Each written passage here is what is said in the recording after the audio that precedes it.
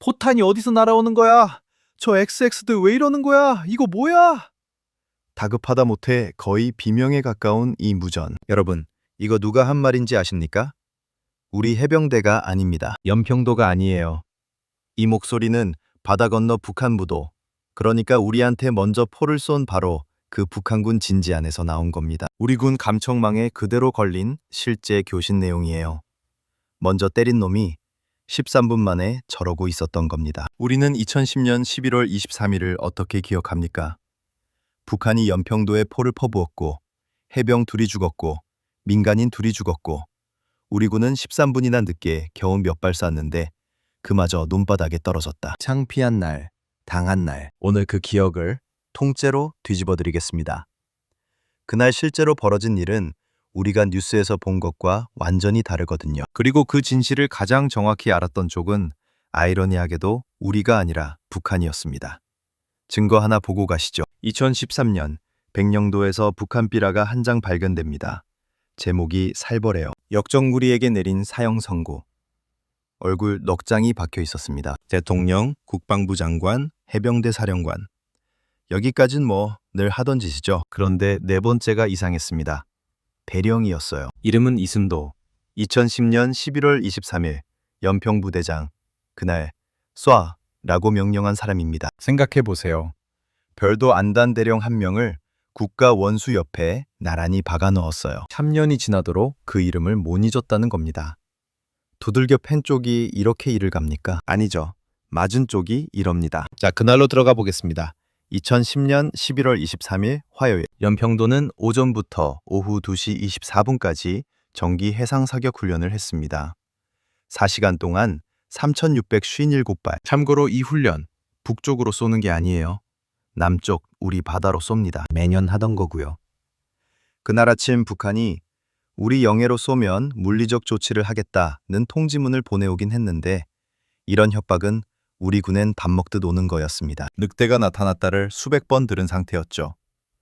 훈련 끝나고 딱 10분 뒤인 오후 2시 34분. 경사들이 포신을 닫고 있을 때 하늘에서 샥, 쉑 소리가 났습니다. 포칠 중대장 김정수 대위는 지하 상황실에 있었습니다. 꽝 소리에 이어 쿵 하고 땅이 울렸어요. 본능적으로 연병장으로 뛰어나갑니다. 곳곳에서 연기 기둥이 솟고 주민들 꽃게 저장고가 형체도 없이 뭉개져 있었습니다. 그리고 50m 앞 부하들이 있는 구 구진지. 벌써 두문이 시뻘건 화염에 통째로 휩싸여 있었어요. 북한이 뭘 노렸는지 명확해집니다. 연평도의 이빨, K9 자주포. 그걸 먼저 부수러 온 겁니다. 우리 상황이 얼마나 절망적이었는지 정확히 아셔야 해요. K9은 6문. 그중 한 문은 그날 훈련 중 불발탄이 포신에 걸려 이미 못 쓰는 상태. 남은 5문 중 3문이 직격당하거나 불이 붙어 임무불능. 그 순간 멀쩡히 쏠 수 있는 건 딱 2문이었습니다. 거기다 전기가 나갔습니다. 통신선이 끊어졌습니다. 사격 지휘 체계가 죽었습니다. 결정적으로 대포 병레이더가 적 원점 좌표를 못 잡았어요. 정리하면 눈이 멀고 귀가 멀고 팔 5개 중 3이 부러진 상태.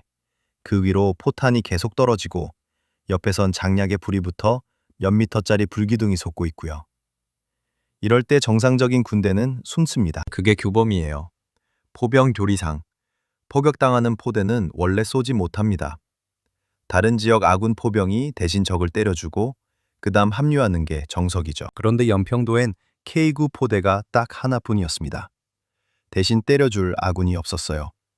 그래서 포칠중대는 교범에 없는 짓을 합니다. 맞으면서 쐈어요. 김정수 중대장이 사격 준비를 외쳤을 때 그는 몇 문이나 살아있을지 몰랐다고 합니다. 그런데 무전이 올라오기 시작해요. 사격 준비 끝. 사격 준비 끝. 그중엔 화염에 완전히 삼켜져서 저건 다 죽었다 하고 포기했던 2포도 있었습니다. 그 목소리를 듣는 순간 중대장은 자기도 모르게 웃음이 났다고 해요. 부하들이 살아있는 게 반가워서, 그리고 이렇게 생각했답니다. 좋다. 이제 마음껏 싸워보자. 삼포반장 김용복 하사의 K9은 상태가 최악이었습니다. 포탄이 자주포 뒤 1에서 2m에 떨어져 파편이 포신을 다 때렸어요. 구동제어기의 불량 코드, 자동 사격 불가. 그런데 이 사람이 뭐라고 했느냐? 반자동은 된다. 손으로 다 입력하겠다. 본인도 파편에 맞아 귀에서 피가 흐르는데 자기 몸 볼 겨를이 없었습니다. 옆에 사수 정병문 상병은 저녁을 2주 앞두고 있었어요. 빠름에 귀가 먹먹해져서 저 포탄 터지는 소리가 둥둥둥 북치는 소리로 들렸답니다. 그 몽롱한 와중에 눈을 떠보니 포반장이 머리에서 피를 흘리며 손짓으로 사격을 지시하고 있더래요. 그가 한 말이 이겁니다. 울컥하면서 분노가 치밀었다. 몇 발을 쐈는지도 기억이 안 난다. 오직 김하사의 복수만 생각했다. 그리고 여러분이 사진으로 한 번쯤 보셨을 그 장면. 철모에 불이 붙은 채 자주포에 올라탄 해병 임준영 상병입니다. 장약 불기둥이 방탄모로 튀었어요. 불은 외피를 태우고 턱끈을 타고 내려왔습니다. 인중에 화상을 입었어요. 본인은 몰랐습니다. 전우가 소화기로 꺼줘서 알았어요. 훗날 그가 한 말을 저는 잊지 못합니다. 화염이 치솟았는데 아무 소리도 들리지 않았습니다. 머릿속엔 K, 굴 쏴야 한다는 생각밖에 없었습니다. 저는 영웅이 아니라 군인이었습니다. 이 사람들이 첫 포탄 낙하 13분 만에 반격을 시작합니다. 자, 그 13분 얘기를 해야겠네요. 당시 언론이 뭐라고 했습니까? 13분이나 걸렸다. 5분 내 대응한다더니 뭐 하는 거냐? 국회가 뒤집어졌죠. 그런데 이 13분을 듣고 정반대 반응을 보인 사람이 있습니다. 그라나다, 아프가니스탄에서 실전을 숱하게 겪은 당시 한미연합사 작전참모장 존 맥도널드 장군. 그가 상황을 다 파악한 뒤 이렇게 말했어요. 갑자기 포탄이 날아와 역 동료가 죽었는데 13분 후에 다시 현장에 나가 대응 사격을 했다. 쉬울 것 같나? 바깥에서는 몰라도 군에 몸담은 사람이라면 그 용기를 안다. 한미연합사는 이걸 아예 기적이라고 평가했습니다. 불 끄고 통신선 잇고 자동을 수동으로 바꾸고 좌표를 손으로 넣고 죽은 줄 알았던 포를 되살려서 포탄이 쏟아지는 포상 밖으로 자주포를 몰고 나가 조준하는데 13분. 저는 솔직히 그 자리에 있었으면 13분 동안 몸도 못 움직였을 것 같습니다. 이제 오늘의 본론입니다. 그래서 북한은 얼마나 얻어맞았느냐. 1차 사격 목표는 무도였습니다. 레이더가 원점을 못 잡아줬으니 포칠 중대는 평소 눈 감고도 때릴 수 있게 외워둔 무도 진지로 신발을 때려박았어요. 여기서 하나. 포칠 중대는 그해 1월 1일부터 11월 23일까지 전투 배치 훈련을 455회 했습니다. 1년에 455번. 하루에도 몇 번씩 북한의 특정 지점을 겨냥해 사격 절차를 반복한 겁니다. 북한 방사포 부대는 하필 그 K9 머신들을 건드린 거예요. 무도는 무방비였습니다. 자기들은 개머리에서 쐈으니 반격도 개머리로 갈 거라 생각했겠죠. 그런데 155mm 신발이 무도 한복판에 떨어진 겁니다. 앞서 들려드린 그 비명 같은 감청 내용이 바로 이 순간이에요. 나중에 국정원이 국회에 위성사진을 공개했는데 당시 권영세 정보위원장이 이렇게 말했습니다. 우리 포탄이 무도진지 안에 10여 발 떨어졌고 1발은 막사 끝에 명중한 것으로 나타난다. 인명피해가 제법 클 것으로 추측된다. 탄착점과 막사 거리가 50m 이내였다고 해요. 155mm의 살상 반경이 딱 50m입니다. 무슨 뜻인지 아시겠죠? 북한은 공식적으로 군인 1명 사망, 2명 중상이라고 했습니다. 아무도 안 믿었죠. 12월 4일 일본 교도통신은 북한 고위 간부를 인용해 북한 사상자는 4명이 죽은 남측보다 몇 배 많았다고 보도했습니다. 중국 다이빙거 국무위원도 이명박 대통령에게 북한 피해가 상당하다는 취지로 언급했다고 전해지고요. 2012년 자유아시아 방송 보도는 더 구체적입니다. 북한군 시체와 부상병을 실은 군용차가 평양 11호 병원, 총참모부 산하 중앙병원에 줄줄이 도착하는 걸 목격한 대대장의 증언이라며 사망 10여 명에 부상 수십 명, 사군단 출신 탈북자도 대대장에게 들었다며 사망 10명, 중상 30명을 증언했습니다. 우리 정보당국 추산도 사망 10여 명 포함 사상자 30명에서 40명 선입니다. 우리 전사자 2명, 북한 사망자 최소 10여 명. 기습당한 쪽이 눈 멀고 팔 부러진 상태로 반격해서 상대에게 몇 배를 안긴 겁니다. 그런데 당시 언론은 우리 포탄이 논바닥에 떨어졌다고 했죠. 미국 스트래포가 공개한 상업 위성 사진에 개머리 방사포 뒤 논밭 탄착 흔적 14개가 찍혀 있었거든요. 국회의원들이 그걸 보고 우리 군 수준이 이것밖에 안 되냐며 자리를 박찼다는 보도까지 나왔습니다. 그런데요, 그 사진을 아는 사람이 보면 완전히 다른 그림이 보입니다. 먼저 155mm는 명중해야 죽이는 무기가 아니에요. 반경 50m 안에 들면 끝입니다. 저격수처럼 구멍에 맞힐 필요가 없어요. 그 사진의 원을 그려보면 논바닥이라던 탄착점 상당수가 방사포를 유효 살상 범위 안에 넣고 있습니다. 이스라엘 정찰 위성 에로스비가 찍은 더 선명한 사진 분석을 보면 K9 탄은 두 개는 방사포에서 겨우 15에서 20m 거리였어요. 더 결정적인 게 있습니다. 그 사진엔 북한 방사포 6자리가 찍혀 있는데 발사할 때 생기는 시커먼 추진장압 연소 흔적이 6 중 3자리에만 진하게 남아 있었어요. 위아래 두 문은 흔적이 거의 없습니다. 무슨 뜻일까요? 122mm 방사포 한 대엔 발사관 40발이 물려 있습니다. 6문이 다 쏘려고 왔는데 3문 쏘고 나머지는 못 쏜 겁니다. 방산 전문 매체 디펜스 업데이트도 같은 분석을 내놨어요. 저 부대는 탄약을 다 쓰지 못하고 진지를 떴고 원인은 한국군 대응 사격일 가능성이 높다고. 계산해보세요. 두 문이 못 쐈다는 건 방사포탄 80발이 안 날아왔다는 뜻입니다. 그 80발이 어디 떨어질 뻔했겠습니까? 연평도 민가입니다. 학교입니다. 대피소로 뛰던 주민들 머리 위에요. 우리 해병들이 그 80발을 막은 겁니다. 조건은 또 어땠느냐?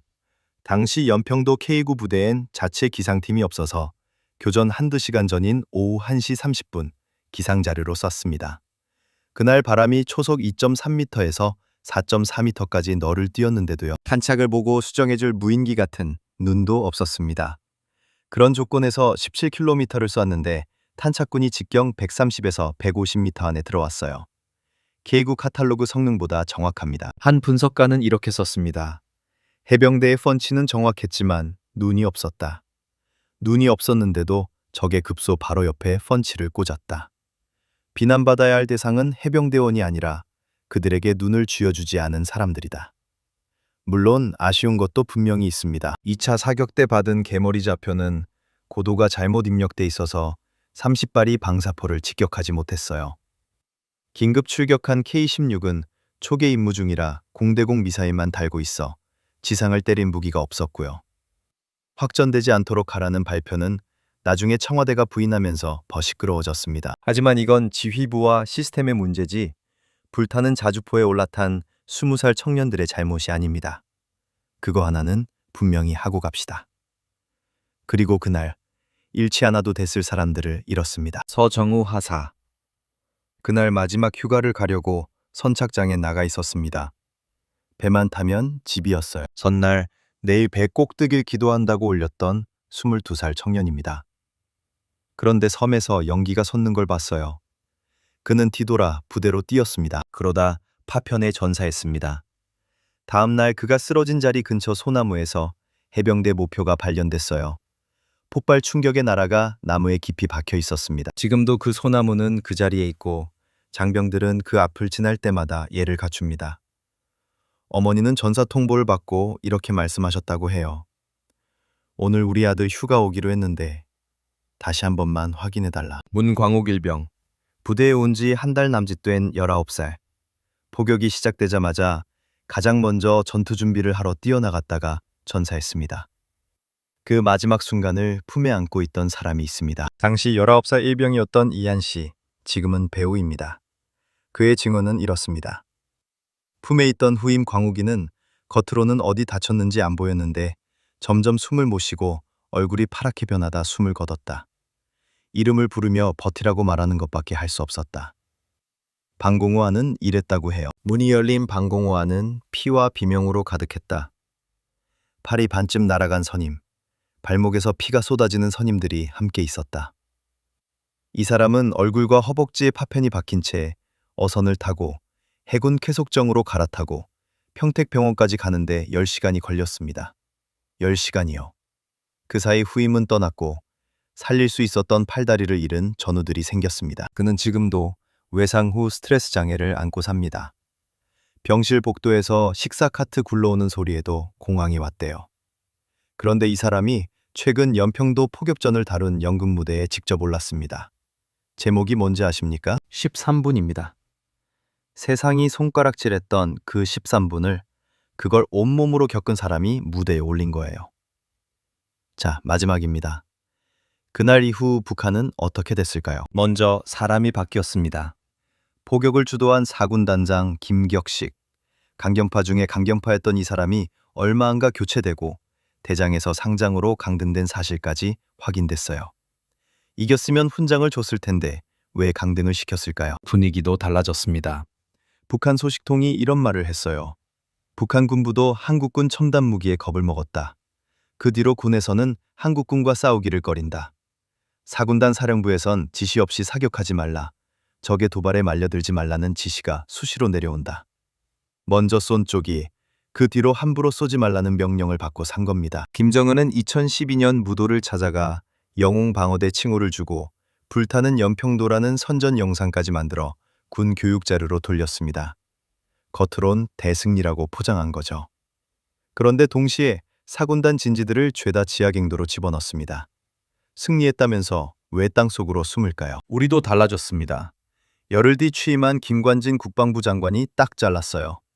교전 규칙보다 자위권이 우선이다. 쏠까요 말까요? 묻지 말고 선조치 후보 구하라. 미 합참의장과 태평양 사령관이 확전을 걱정해 찾아왔는데도 요지부동이었고 결국 미국이 손을 들었습니다. 그렇게 나온 게 한미 공동 국지 도발 대비 계획입니다. 도발하면 원점과 지원 세력, 필요하면 지휘 세력까지 때린다. 그 뒤로 북한의 직접적인 무력 도발은 사실상 끊겼습니다. 연평도도 요새가 됐어요. K9 포대는 하나에서 셋으로 늘었고 교통호까지 콘크리트로 덮었습니다. 5차 2m짜리 스파이크 미사일이 북한 해안 동굴진지를 24시간 조준하고 있고 축구장 3개를 한 발로 지우는 230mm 다연장도 들어갔습니다. 점령 대상이던 섬이 목에 걸린 가시가 된 겁니다. 이름도 바뀌었습니다. 공식 명칭은 원래 연평도 포격 도발이었어요. 도발이라고 하면 주체는 북한이고 우리는 당하기만 한 객체가 됩니다. 해병대는 계속 건의했어요. 우리는 당하기만 한 게 아니다. 먼저 포를 내린 쪽은 저쪽이다. 포격전으로 불러달라. 번번이 반려됐습니다. 그러다 2021년 3월 31일 유족들의 요청까지 더해져 마침내 연평도 포격전이 됩니다. 11년이 걸렸어요. 작년 11월 23일 배전현 충원 15주기 행사의 정식 명칭이 뭔지 아십니까? 전투영웅 추모 및 전승 기념 행사입니다. 추모식이 아니라 전승 기념식이에요. 연평부대 장병 수기집엔 이런 문장이 있습니다.